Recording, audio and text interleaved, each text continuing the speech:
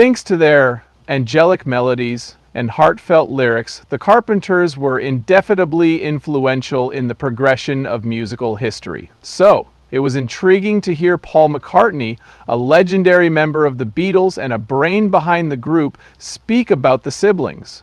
Was he expressing appreciation, astonishment, or something else unexpected?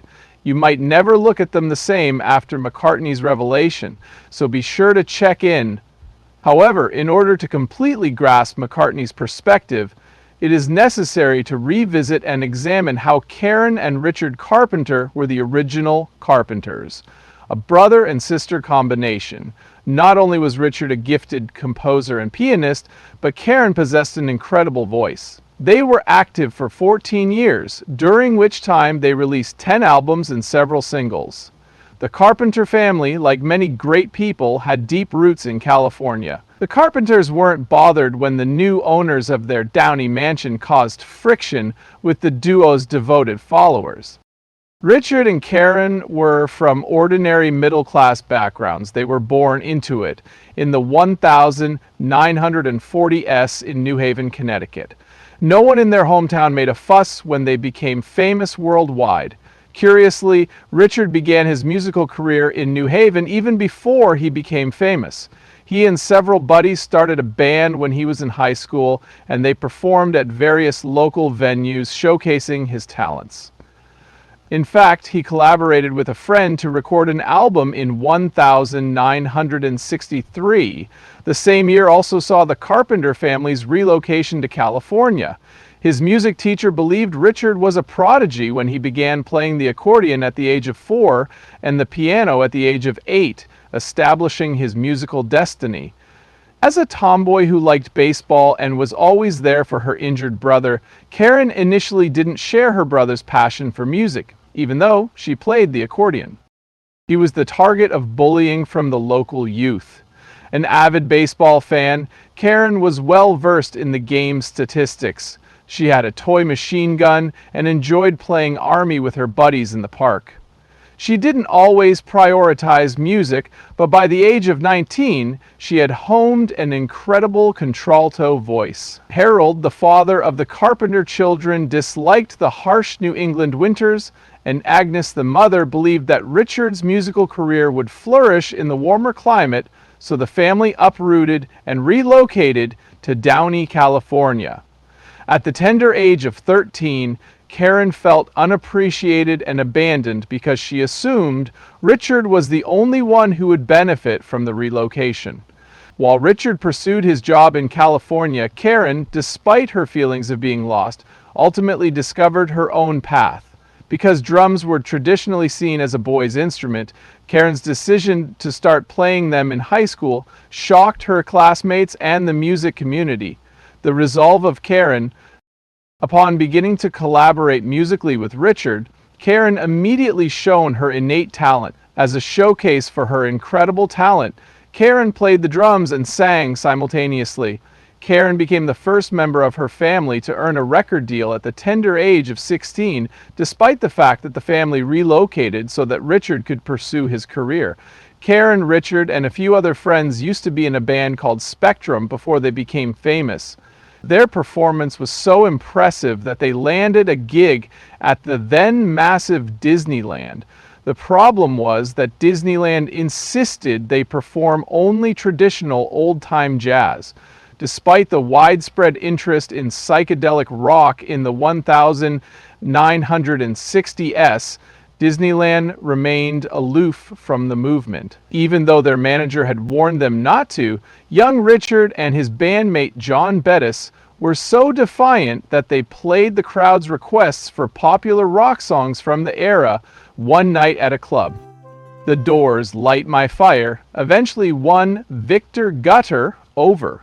Gutter terminated their employment for breach of contract because the song's controversial lyrics were out of place in the conservative environment. Instead of letting go of their frustration over losing their job, they channeled it into composing a song about Gutter. Their moniker, Mr. Gutter, was an overt attack on their previous employer. Even though Richard now acknowledges they were mistaken, he can't help but feel fortunate to have worked with Gooder, and acknowledged that disobeying the regulations was an error. Now, since Richard Kira and mentioned Karen in Carpenter, after their stint at Disneyland, formed the Richard Carpenter Trio with pianist Wes Jacobs.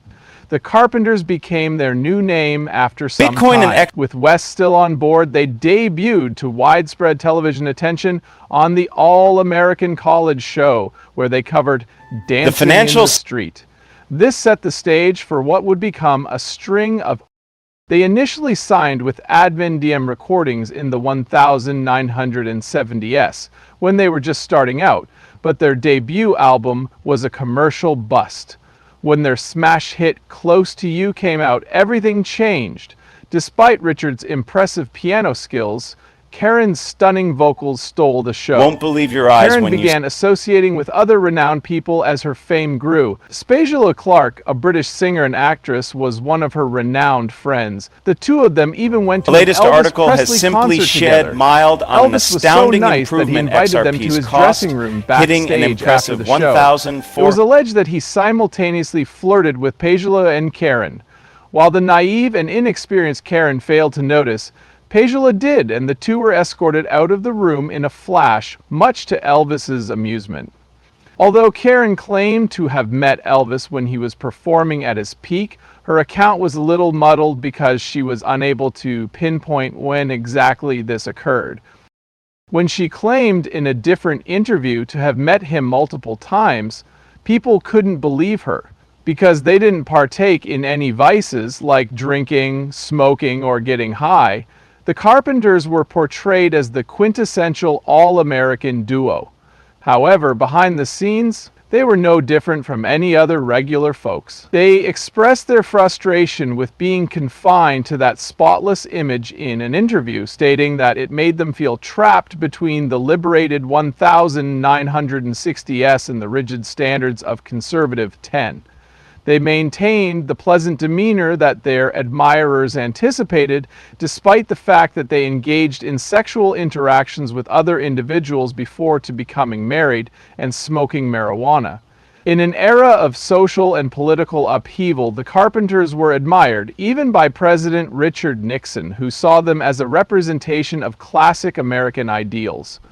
For a lot of people, they represented security and ease. Nixon was so enamored with them that he extended an invitation for them to perform at the leader of Germany's formal banquet following their performance. The truth should have been known by everyone, but Richard saw through the image and refused to fall for it. They weren't merely a polished representation of American values. Well, they were, in comparison to the untamed rock bands of the era. Rather, they were actual human beings with feelings, problems, and opinions. Along with Karen's apparently ideal life, there existed a somewhat darker truth. That is to say, she had a tremendously hard time with it. She began dieting as an adolescent in an effort to shed her growing sense of inadequacy due to her weight. Karen began dieting at an early age, which led to the development of anorexia, a battle that would consume a significant portion of her life, as documented in the documentary Little Girl Blue. After graduating from high school, she followed a rigorous regimen that reduced her weight from 145 to 120 pounds. Since she was maintaining her weight and eating habits, it didn't appear to be a major concern at first. However, as time went on, her concerns about the friends of Karen encouraged her to keep reducing weight till she reached a weight of 110 pounds, but she was unable to do so. Karen attempted to conceal her undernourishment from her family by donating food instead of eating it herself, since they began to detect something was amiss with her. It took Karen a long time to receive the care she required, since her friends were anxious but couldn't do much because eating disorders weren't widely recognized back then. Karen kept shining even after meeting Paul McCartney, a singer whom she and Richard both adored. Friends who were unaware of anorexia would advise her to eat more. Soft rock was a common ground for McCartney and the Carpenters, at least at first listen. However, underneath that surface level of similarity lies a level of ability that belies their apparent similarities. As multi-talented musicians, the Carpenters were huge Beatles fans. Some of their songs were covered, including Ticket to Ride and Help. Their renditions paid homage to the originals without altering them, demonstrating their admiration for the Fab Four. They could also meet other Beatles enthusiasts through this. An article on their website praised Richard Carpenter's reimagining of the Beatles' Yesterday as a gentle ballad, which he discussed at length in an earlier interview. It was 1969, according to Richard, when he and Karen inked a contract with NDM Records. Their debut album showcased their new sound, which drew inspiration from artists such as We5, the Beach Boys, and the Mamas and the Papas. Ticket to Ride, a cover that Richard hailed as a masterpiece by the Beatles, was featured on the album. If they considered combining their energetic tunes, he believed that many of them could become lovely ballads.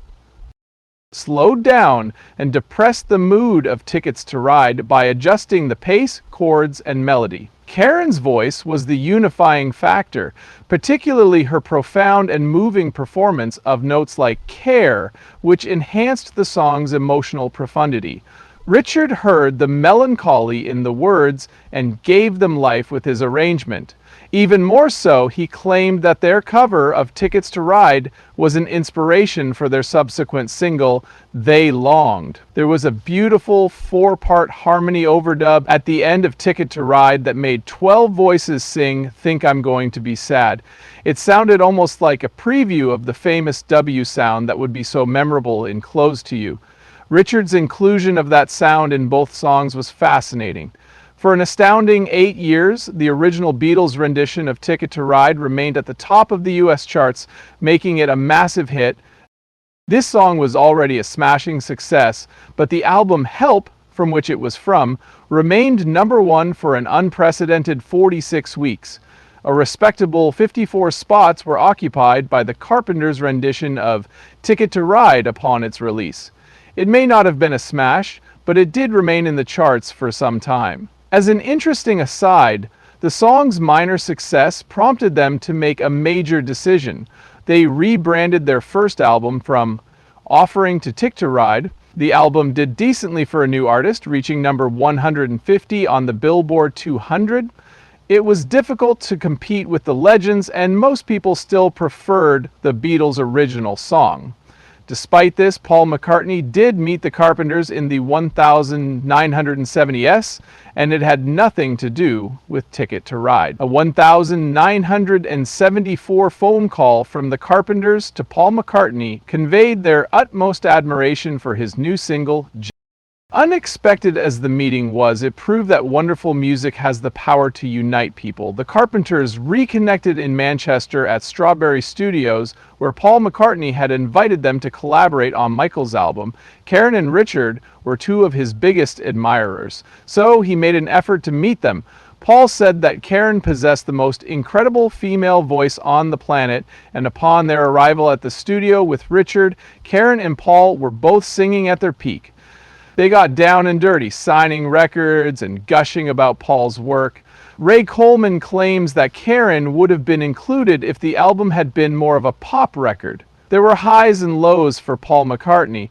Reviewers lost interest in his music after a few solo singles. He was in desperate need of a breakthrough, and he got one with Jet and the Band on the Run, which brought him widespread praise and financial success. The Carpenters. They too had issues with critics, but their careers were truly remarkable, much like McCartney's.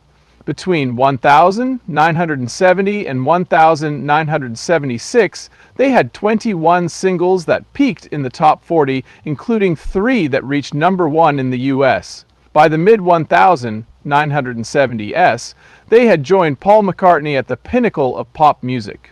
However, their star started to wane in the 1980s, and the couple's relationship ended due in large part to Richard and Karen's individual issues.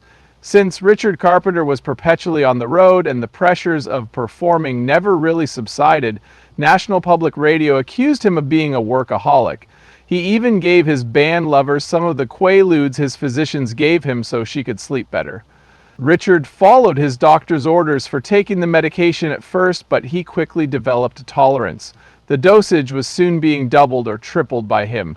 When his addiction reached a critical point in 1978, he was unable to function socially or academically,